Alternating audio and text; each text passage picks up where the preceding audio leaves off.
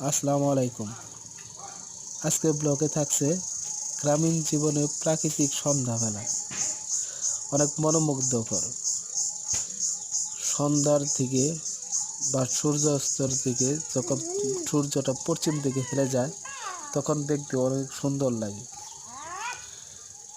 যেন মনে হচ্ছে রাতও না এবং দিনও নাই, দুটোর মাঝামাঝি।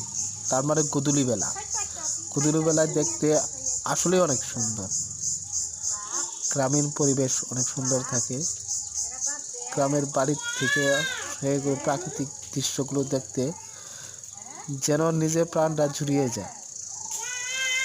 প্রত্যেক এলাকা থেকে বা প্রত্যেক গ্রাম থেকে এরকম সৌন্দর্যগুলো উপলব্ধি করা যায়। এগুলো প্রায়শই দেখা যায় গ্রীষ্মের দিকে। গাছের ছোট ছোট পাতার নতুন পাতা দেখা যায়।